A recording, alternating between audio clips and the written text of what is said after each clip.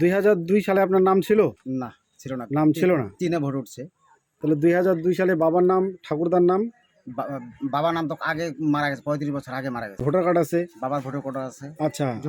জমির কাগজ আছে। জমির কাগজ আছে। কত সালের? বাবার আছে 93 সালে আর দাদুর আছে 65 সালে। আচ্ছা, উনার বাবার 93 সালের জমির দলিল রয়েছে। এই যে হচ্ছে দলিল, আমি শুধু ডেটগুলো দেখাই আপনাদের। এই যে উনার যে ঠাকুরদা আছে, ঠাকুরদার এই যে ডিড, এই যে দেখুন সরকারি ডিড 1965। ফিল্ড ভেরিফিকেশন রিপোর্ট নিয়ে বিস্তারিত বলবো। রিপোর্টটা কিভাবে ফিল আপ করবেন, কিভাবে সেটা নিয়ে কাজ হবে, বিএলও, সুপারভাইজার, ইআরওর কাজ কি সেটা সম্পর্কে আলোচনা করব। এবং তারপর সরেজমিনে তদন্ত যে আমি করে দেখিয়েছি একদম লাইভ, সেটাও আমি দেখাবো কাদের জন্য এই ফিল্ড ভেরিফিকেশনটা হচ্ছে, ফিল্ড রিপোর্টটা হচ্ছে এবং কারা এর লাভ পাবেন সেই সম্পর্কিত আলোচনা এখানে থাকছে। বিস্তারিত আলোচনা আমি আগে অনেক দিন আগে ভিডিওতে করেছিলাম, তখন অনেকে সমালোচনাও করেছিলেন, কিচ্ছু যায় আসে না। সেই ভিডিওর লিঙ্ক আমি ডেসক্রিপশন বক্সে দিয়ে রাখবো, আপনারা চাইলে সেখান থেকেও যাচাই করে নিতে পারেন। এবং আমার টেলিগ্রাম চ্যানেলে আমি পশ্চিমবাংলার সমস্ত ডিস্ট্রিক্ট ওয়াইজ ইলেকটোরাল লিস্টগুলো পুরাতন দেওয়া শুরু করেছি, তারও লিঙ্ক আমি ডেসক্রিপশন বক্সে দিয়ে রাখছি। আপনারা টেলিগ্রাম চ্যানেলে জয়েন করে আপনাদের যে তালিকাগুলো প্রয়োজন সেগুলো ওখান থেকে সরাসরি পেয়ে যাবেন। এখনও সমস্তগুলো দিতে পারিনি, আমি আস্তে আস্তে কাজ করছি, একক হাতে ধীরে ধীরে দিচ্ছি, আপনারা ধীরে ধীরে পাবেন। এবার সরাসরি চলে আসি আলোচনায়। এই যে ফিল্ড ভেরিফিকেশন বা ফিল্ড রিপোর্ট কাজটা শুরু হচ্ছে শুনেই অনেকে নাক সিটকাচ্ছেন। কমেন্টস দেখেছি আমি, হ্যাঁ তাহলে লাভ কী হলো, অনেক ও দেশীয় মানুষ ঢুকে যাবে, অনেক এই দেশীয় মানুষ ঢুকে যাবে, তালিকা তো ভর্তি হয়ে যাবে, তাহলে এত বড় এসআইআর প্রক্রিয়া করে তাহলে লাভ কী হলো? প্রশ্নটা কিন্তু অবাস্তব নয়, কিন্তু ব্যাকগ্রাউন্ডটা জানতে হবে। 5 জন ফিল্ড রিপোর্টের মাধ্যমে স্থানীয় 5 জন মানুষ ডিক্লেয়ার করে দিল আর ওনার নাম এনরোলড হয়ে গেল, তালিকায় উঠে গেল। ব্যাপারটা কিন্তু এরকম মোটেও নয়, ব্যাপারটা অতটাও সহজ নয়। তার জন্যে যিনি নো ম্যাপিংয়ে আছেন ওনাকে যোগ্যতা প্রমাণ করতে হবে, উপযুক্ত ডকুমেন্টস দেখাতে হবে। 11টার মধ্যে তালিকা যে দিয়েছিল ইসিআই, সেই 11টার মধ্যে একটা হয়তো নেই, কিন্তু আদার্স ডকুমেন্টস তো রয়েছে, যেগুলো দিয়ে যাচাই করে বিএলও, সুপারভাইজার, এইআরও, ইআরও প্রয়োজনে, এই জন্যেই নাম হচ্ছে ফিল্ড ভেরিফিকেশন। ফিল্ড রিপোর্ট ফিল্ডে আসবে, এক এক করে যাচাই করবে। প্রথমে যাচাই করবে বিএলও, যিনি নো ম্যাপিংয়ে রয়েছেন বা যিনার প্রজেনি ম্যাপিংয়ে ভুল হয়েছে, ওনাদের তো এই ফিল্ড রিপোর্টটা জমা করতে হবে। ওনার বাড়িতে যাবে বিএলও, যে 5 জন ডিক্লেয়ার দিয়েছে ওনাদেরকে জিজ্ঞাসাবাদ করবে। এছাড়াও প্রয়োজনে যে কোনো পাড়া প্রতিবেশীকে জিজ্ঞাসাবাদ করবে। করার পর বিএলও যদি নিশ্চিত হয়, তারপরেই উনি সিগনেচার করে এটাকে উপরে পাঠাবে, ফরওয়ার্ড করবে। একটা কথা মনে রাখবেন, বিএলওর দায়িত্বটা সবচাইতে বেশি। তাহলে উনি বিনা খোঁজে যে কাউকে অকাতরে এই সার্টিফিকেট বিলি করবেন না, সিগনেচার করবেন না। কেন? কারণ প্রক্রিয়া এখানেই শেষ নয়, পরবর্তীতে অবজেকশনের ব্যবস্থা রয়েছে। কেউ যদি অবজেকশন করে এবং ওনার অবজেকশন যদি সত্যি প্রমাণিত হয়, তাহলে দায়ভার কিন্তু বিএলওর ঘাড়ে এসে পড়বে। তাহলে ব্যাপারটা অতটাও সহজ নয় যে কেউ 5 জন ডিক্লেয়ার করে দিল, বিএলও সিগনেচার করে দিল, ওনার নাম ইলেকটোরাল রুলে উঠে গেল। Not that simple, not that simple. আরেকটা কথা, যিনাদের খুব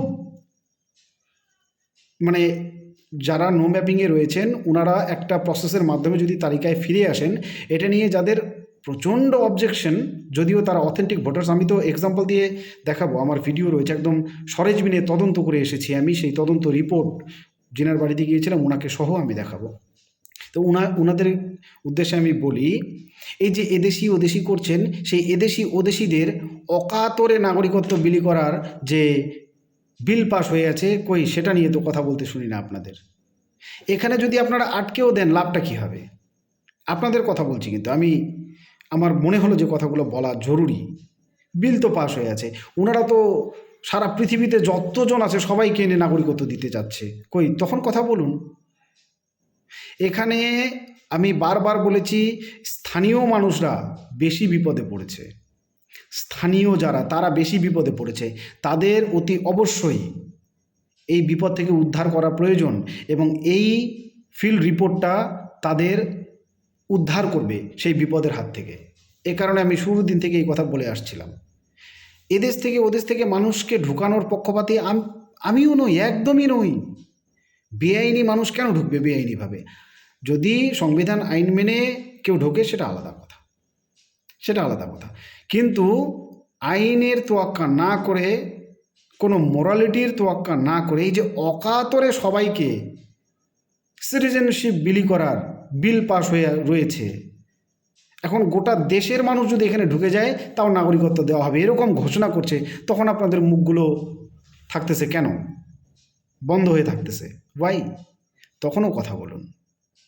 আপনারা যেমন পক্ষপাতী নন, আমিও তেমনি পক্ষপাতী নই, কিন্তু যা হওয়ার তা তো হচ্ছে।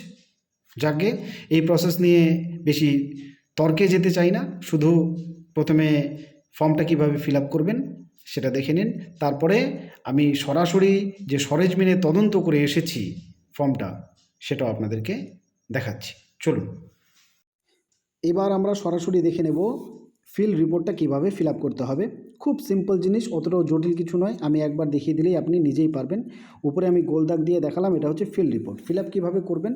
যার নাম 2002-এর তালিকায় পাওয়া যায়নি, অর্থাৎ যিনি নো ম্যাপিংয়ে রয়েছেন, অথবা যিনাদের ম্যাপিং করার মতো কেউ ছিল কিন্তু ভুল সিরিয়াল দেওয়াতে অন্য কেউ ম্যাপিং হয়ে গেছে, এখন নো ম্যাপিংয়ে চলে এসছেন, উনাদের এখানে নির্বাচক বলে ধরা হয়েছে। তো সেই নির্বাচকের, অর্থাৎ যিনি নো ম্যাপিংয়ে রয়েছেন, ওনার নামটা বসবে এখানে। দ্বিতীয় ঘরটাতে বসবে মাতা, পিতা অথবা স্বামীর নাম, এবং তৃতীয় ঘরটাতে এখানে বসবে আপনার এপিক নাম্বারটা।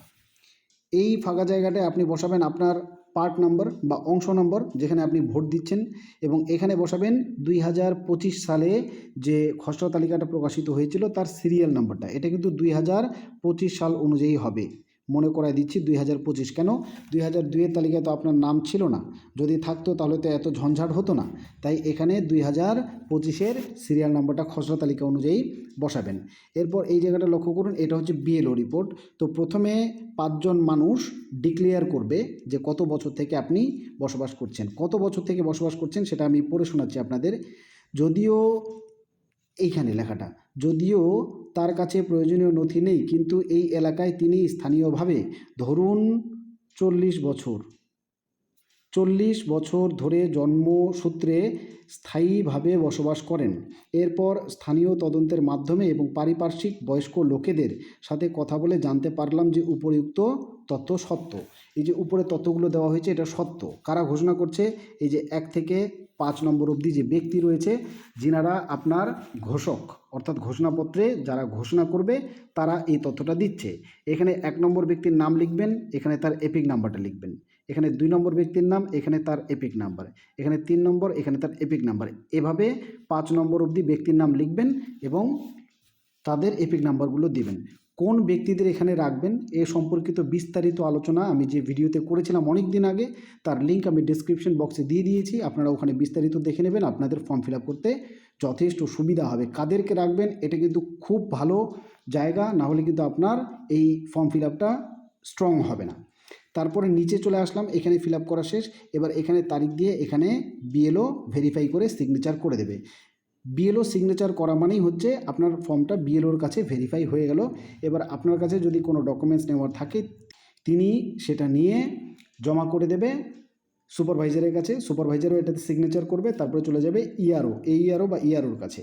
তার পরবর্তী স্টেপ কী হবে সেটা পরেই জানা যাবে। যদি আপনার এই আবেদন এর বাস্তবতা প্রমাণিত হয় তাহলে অতি অবশ্যই আপনি কোনো ডকুমেন্টস দেখিয়ে যদি প্রমাণ করতে পারেন যে কোনো কারণবশত আপনার লিঙ্ক দেখানোর মতো উপায় নেই, কিন্তু আপনি এখানকার স্থানীয় বাসিন্দা এবং সেটা এই ঘোষণাপত্রের মাধ্যমে প্রমাণিত হচ্ছে, তাহলে কিন্তু আপনার তালিকায় নাম থাকাটা এক প্রকার নিশ্চিত। আর যদি এই ঘোষণাপত্র ফলস প্রমাণিত হয় বা এই ঘোষণাপত্র দেওয়ার পরেও বিএলও যদি সিগনেচার করতে বা তথ্য দিতে অসম্মত হয় তাহলে কিন্তু আপনার নাম থাকবে না।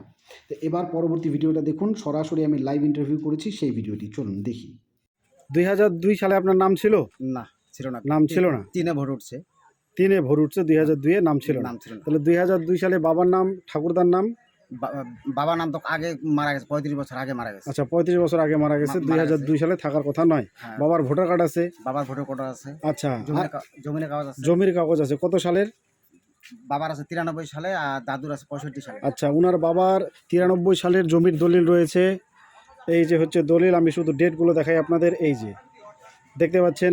এবং উনার যে ঠাকুরদা আছে, ঠাকুরদার এই যে ডিড, এই যে দেখুন সরকারি ডিড 1965 দেখতে পাচ্ছেন, এই যে সাল বাবার ভোটার কার্ড 19, এই যে 1965, এই যে 1965। এবার বাবার ওনার বাবার ভোটের ফটো আছে, এই যে ভোটের ফটো। ওনার বাবা 2002 সালের আগে মারা গিয়েছে, অতএব লিস্টে নাম থাকার কথা নয়। আর ওনার ভোট উঠেছে 2003 সালে। তাহলে 2002-এ ম্যাপিং করবে কাকে? বোঝাতে পারলাম। এই ধরনের যে সমস্যাগুলো রয়েছে, নো ম্যাপিং কেস, যাদের অরিজিনাল ডকুমেন্টসগুলো সব ঠিকই আছে, কিন্তু 2002 সালে শুধু ম্যাপিং করানোর কাউকে পাওয়া যায়নি। উনার বংশের আরও অনেকে ছিল, উনাদেরকে, কাকুর আছে, হ্যাঁ উনার কাকুর আছে, কাকিমার আছে, কাকিমার রয়েছে, আর দিদার আছে, হ্যাঁ উনার হচ্ছে দিদারও আছে, ঠাকুমার আছে। হ্যাঁ ঠাকুমার ছিল। হুম, ওনাদেরকে দিয়ে উনি ম্যাপিং করায়নি, মানে কোনো একটা অসুবিধা ছিল। আরও আমি নিজেই করিয়েছিলাম, অসুবিধাজনিত কারণে করানো হয়নি। কিন্তু ওনার সরাসরি সমস্ত কাগজ রয়েছে, পিতার নামে রয়েছে, অতএব ওনার কোনো অসুবিধা হবে না।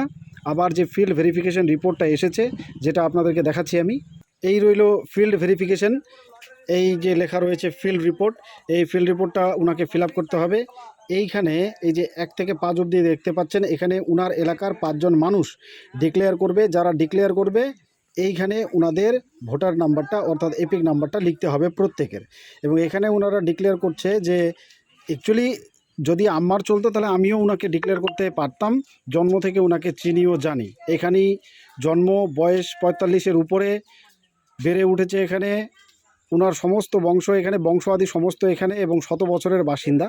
কিন্তু ওই 2002 সালে শুধু নামটা না থাকার কারণে এই অসুবিধাটা। এই ফর্মটা ফিল আপ করে দিলে ওনার যা কাগজপত্র রয়েছে 100% ওনার নাম উঠে যাবে। এবং এরকম যাদের সমস্যা, যাদের এরকম পেপারস রয়েছে যেগুলো ইসিআইয়ের দেওয়া 11টার তালিকায় পড়ছে না, কিন্তু এগুলো সরকারি নথি এবং গ্রাহ্য নথি, এই ফিল্ড ভেরিফিকেশনের পরে এই রিপোর্টার সাথে এই কাগজগুলো জমা দিলে অতি অবশ্যই ওনার নাম বিবেচনা করা হবে।